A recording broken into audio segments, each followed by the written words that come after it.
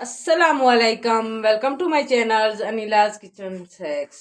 तो आज मैं अपनी प्यारी प्यारी बहनों के लिए जो टिप लाई हूँ वो बहुत यूनिक और नए स्टाइल की है। वो यूनिक और नए स्टाइल की टिप कैसी है तो आए आपके साथ शेयर करते हैं। बिस्मिल्लाहिर्रहमानिर्रहीम के साथ वीडियो का आगाज़ करते हैं। अगर आप मेरे चैनल पर न्यू हैं तो प्लीज़ मेरे चैनल को सब्सक्राइब और लाइक कर दिया करें, साथ में फैमिली फ्रेंड के साथ शेयर भी कर दिया करें और छोटा सा कमेंट्स भी कर दिया करें। तो वीडियो का आगाज़ करते हैं।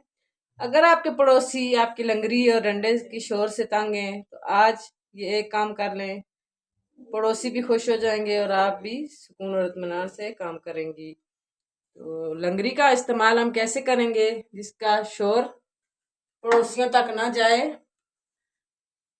ये हम लंगरी को इधर रखते हैं।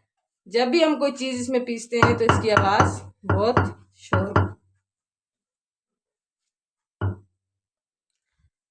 तो जब हम इस तरह लंगरी में कोई चीज़ पीसते हैं तो इसका बहुत ज़्यादा शोर होता है। और अगर आपके नीचे कोई पड़ोसी रहते हैं वो भी तंग होते हैं और आपको खुद भी इसकी आवाज़ बहुत अजीब सी लगती है। तो इसका शोर ख़त्म कैसे करेंगे?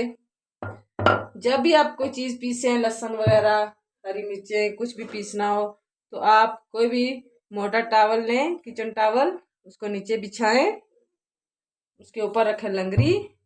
तो अब जब आप कोई चीज़ पीसेंगे तो उसका शोर बहुत ही कम हो जाएगा।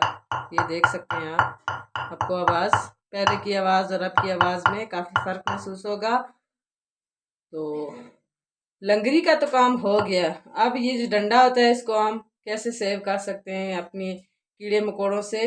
कोई भी प्लास्टिक की खाली बोतल लें, उसको इस तरह काट के एक नाइफ की मदद से नाइफ को गर्म करें और इस तरह से काट के इसके ऊपर यूं कैप चढ़ा दें। आपका ये डंडा सेव हो जाएगा कीड़े मकोड़ों से, छिपकलियों से। तो उम्मीद करती हूँ कि आज की मेरी ये टिप आप सब बहनों को पसंद आएगी।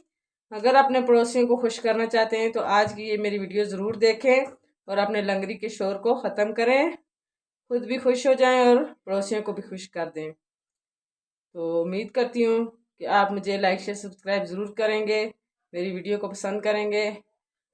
इसी के साथ कल दोबारा हाजिर होंगे इंशाल्लाह किसी अच्छी से टिप्स के साथ। दुआ में याद रखना। अल्लाह हाफिज़।